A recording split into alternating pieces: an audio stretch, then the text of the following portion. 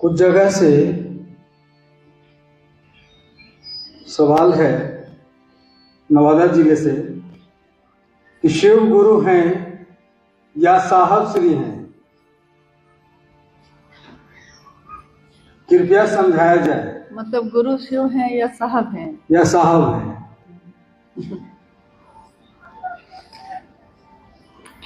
जिस धरती पे हम लोग बैठे हैं,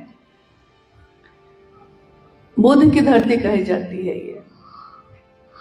एक बार साहब ने कहा, हम लोग बैठे थे, साहब ने कहा कि एक बात पे आप लोग गौर करिए कि बुद्ध आए और उन्होंने मूर्ति पूजा का विरोध किया। मतलब लोगों के बीच कहा कि मूर्ति की पूजा नहीं होनी चाहिए। जब वो शरीर से चले गए तो सबसे ज्यादा मूर्ति किसकी मिलती है? सबसे ज्यादा मूर्ति बुद्ध की ही बिकने लगी। सच्ची बात है कि नहीं ये? जबकि बुद्ध ने मूर्ति पूजा को नहीं माना था, नहीं स्वीकार किया, लेकिन सबसे ज्यादा मूर्ति उन्हीं की बिकने लगी। वरेण्य गुरु भ्राता साहब श्री हरिनंदन जी ने हमेशा अपने उद्बोधन में ये कहा है कि मैं शिव का शिष्य, यानी शिव के शिष्य हैं वो। और शिव के शिष्य का दर्जा आपने कम कैसे सोच लिया कि उसके लिए उनको गुरु बनाने की जरूरत पड़ रही है? क्योंकि शिष्य तो गुरु से अलग होता ही नहीं है, वो तो अपने गुरु के अनुसार चलता है। उन्होंने कहा कि शिष्य कौन होता है? जो गुरु के आदेश के अनुसार चलता है। वो बूंद होता है लेकिन समुद्र में मिलता है, अपना अस्तित्व भूलकर। तो एक शिव के शिष्य के बारे में अगर हम लोग ये कहेंगे कि गुरु वो है कि शिव है, तो हम ऐसा ही करेंगे कि जो साहब को पसंद हो वो बात कहेंगे ना। उन्होंने कहा कि भाई रक्षाबंधन का अगर मौका है, आपकी बहन को आप बहुत प्रेम करते हैं, बहन को लाल रंग पसंद है, आपको हरा रंग पसंद है, तो आप खरीदने वाले हैं बहन के लिए, तो आप कौन सा रंग खरीदिएगा? कौन सा खरीदेंगे? लाल। क्यों? क्योंकि बहन को देना है ना, बहन के लिए करना है। तो बहन के लिए करना है तो उसकी पसंद के अनुसार न करिएगा। शिव की शिष्यता में साहब ने क्या कहा? उन्होंने तो कहा कि गुरु शिव को बनाओ। हाँ, अब अपनी अपनी अपनी अनुभूति हम लोगों की अलग अलग हो सकती है, लेकिन उन्होंने कहा कि आपकी जो अनुभूति है उसको अपने तक रखिए, दुनिया में वो कहिए जो मैं कहता हूं। मुझको आप जो समझते हैं समझिए, लेकिन लोगों को वही कहिएगा जो मैं कहता हूं। एक घटना है छोटी सी। उस समय साहब कठरमोड़ में रहते थे और चर्चा स्थल से लौट के आए थे। तब तक कोई गुरु भाई आया, मंडल सर वहां बैठे थे। नीचे कोई आया, बाद में देर से आया। साहब ने कहा, किसी ने फोन किया मंडल सर पे, साहब से मिलना चाहते हैं, कैसे भी मिलवा दीजिए।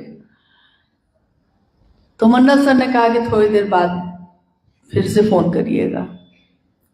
उन्होंने साहब से कहा, तो साहब तो मन के मौज में रहते थे, तो उन्होंने कहा कि कह दो कि मैं नहीं हूं।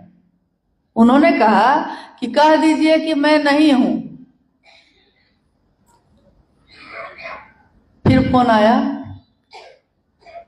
लेकिन वो फिर से निवेदन करने लगा। तो इन्होंने क्या किया, मंडल सर ने, उन्होंने कहा कि साहब नहीं है। तो उसने कहा कि कहाँ है तू? तो लास्ट में गुस्सा के उन्होंने कहा कि है यहीं, लेकिन कह रहे हैं ना हम आपको कि वो नहीं मिलेंगे, वो है रांची में, नहीं मिलेंगे। फोन रखने के बाद साहब उन पे इतने नाराज हुए। उन्होंने कहा कि मैंने क्या कहा आपको कि कह दो कि मैं नहीं हूं। आपको क्या कहना था? कि मैं नहीं हूं। लेकिन आपको तो क्षेत्र में आदमी बनाना था ना, आप मेरे नहीं बन सके, आप क्षेत्र में आदमी बनाने लगे। तो आपको जो लोगों ने कहा तो वो आप मेरी बात को नहीं दोहरा सके। कुछ दिन तक नाराज रहे, और जब नाराज रहे खाना ही छोड़ देते थे। सबसे पहले भोजन छूटता था। तो कितनी बार ऐसी घटनाएं हुई। ये घटनाएं हम लोगों को सोचने पे विवश करती हैं कि जो उन्होंने चाहा है हमको आपको वो करना है, जो उन्होंने कहा है हमको आपको वो बोलना है। हाँ, उनको छोड़ के भी नहीं चल सकिएगा, ये भी बात तय है। उनको छोड़ के तो नहीं चल सकिएगा, क्योंकि शिव के गुरु स्वरूप की बात इस विश्व में जब जब होगी, साहब की बात तो होगी ही होगी। लाख आप मिटाना चाहिए, अब ये मिट नहीं सकेगा। छाप तिलक सब छीने, छाप तिलक सब छीन गया। किस कारण से? तो से नैना मिला के उन्होंने ऐसा नैना मिलवाया महादेव से कि महादेव भी नहीं छूट सकते हैं और महादेव से जोड़ने वाले भी नहीं छूट सकते हैं। हालांकि वो हमेशा कहते रहे यही बात कि मुझसे क्यों जुड़ते हैं, मुझसे मिलने क्यों आते हैं। एक बार उन्होंने कहा कि मैं अगुआ हूं, अगुआ का काम क्या होता है? अगुआ का काम होता है लड़की पक्ष को और लड़का पक्ष को मिलवा देना। फिर अपना आप लोग जानिए, मैंने गुरु शिव है और आप शिव के शिष्य बन सकते हैं, आप दोनों को मिलवा दिया है। अब मैं कहाँ हूं, अब आप लोग जानिए। तो मैंने उस समय उनको कहा, सारे लोग हम लोग बैठे थे वहां, कि बात तो आपने सही कही है कि अगुआ का काम होता है दो सत्ताओं को मिलवा देना। शादी सफल हो गई तब तो अगुआ को कोई नहीं खोजता है, लेकिन अगर शादी सफल नहीं हुई तब दोनों पक्ष अगुए को खोजता है दोनों, छोड़ता नहीं है उसको। तो वही साहब की बात है, सफल हो जाए या असफल हो जाए, जो भी मिले, ये जुस्तजू तो है, इस जुस्तजू में ये कारवां तो है। हम सब इस दुनिया के रहने वाले तो हैं, जो हम रहते तो हैं। इसलिए साहब ने जो कहा है उस बात को करने की कोशिश कीजिए। उनकी खुशी जिसमें है वो करिए। उनकी खुशी है कि आप शिव का नाम लीजिए, लेकिन उसके साथ साथ ये किसने कह दिया कि साहब का नाम मत लीजिएगा? क्योंकि अगर ये शिव गुरु का मंच है, अगर ये शिव गुरु की शिष्टता की बात है, तो इसमें साहब दीदी का जिक्र अगर नहीं होगा तो ये कुछ वैसा ही हो जाएगा कि फूल तो खिले हैं, सुगंध ही नहीं है। हालांकि साहब के जीवन में ऐसा बहुत बार हुआ कि कांटे ही कांटे मिले उनके जीवन में। उन्होंने लिखा भी है और कहा भी है कि ये जीवन मुझको कांटे ही देती रही, लेकिन हम लोगों को याद रखना चाहिए कि कांटों पे चढ़ के ही फूलों का राजा गुलाब खिलता है।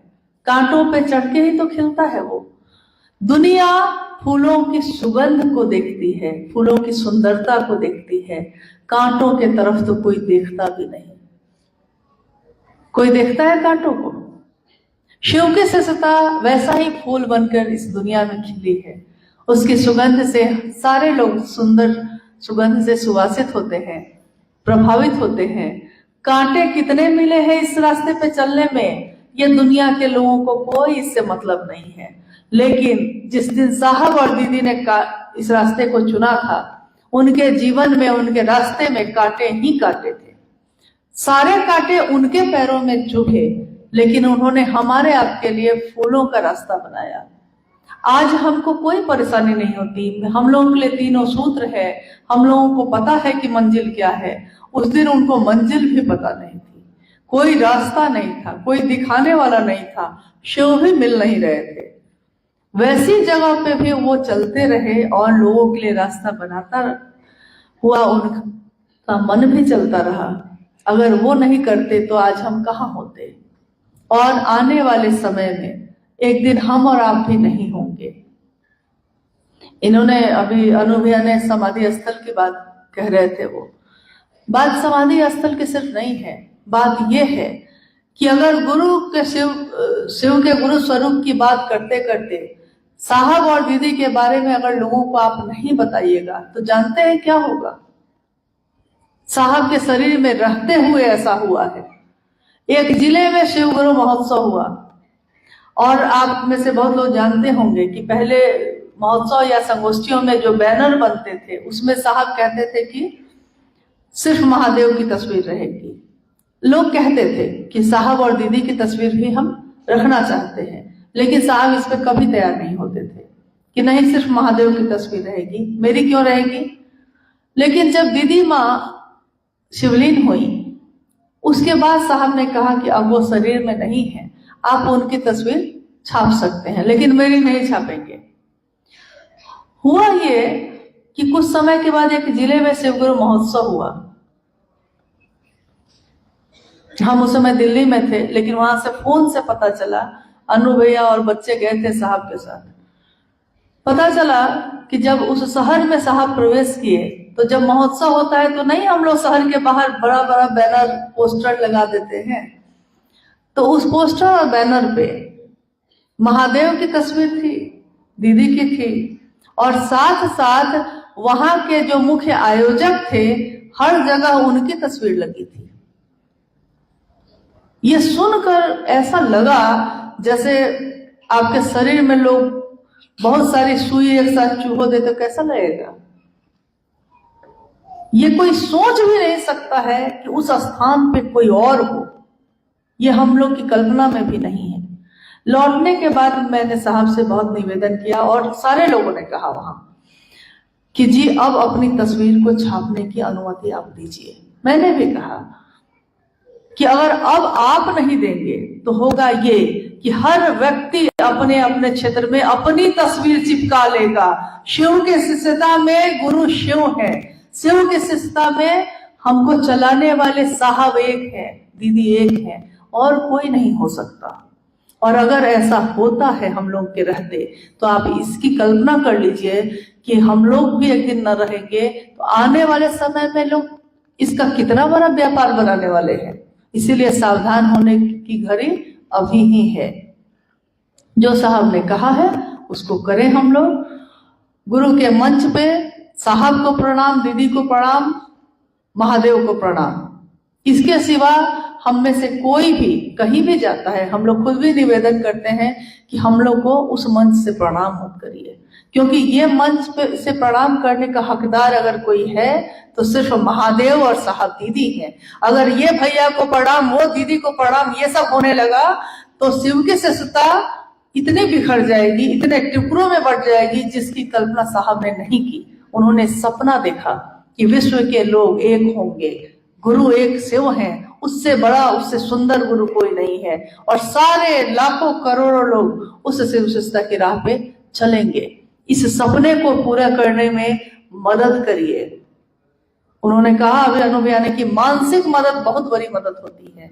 अपने मन को स्पष्ट करिए, मंजिल आपकी कोई गुरु भाई गुरु बहन नहीं, वो शिव है, आपको किसी और से जुड़ने की जरूरत नहीं।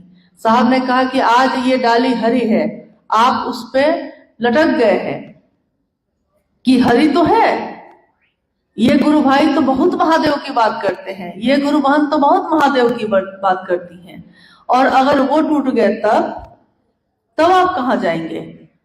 तो हमको जोड़ना ही क्यों है। साहब ने खुद से नहीं जोड़ा, साहब ने खुद के लिए प्रेरित नहीं किया, अपनी स्थापना नहीं की, तो हम आप क्यों करेंगे। जो उन्होंने कहा है वही करने की कोशिश हम सब करें।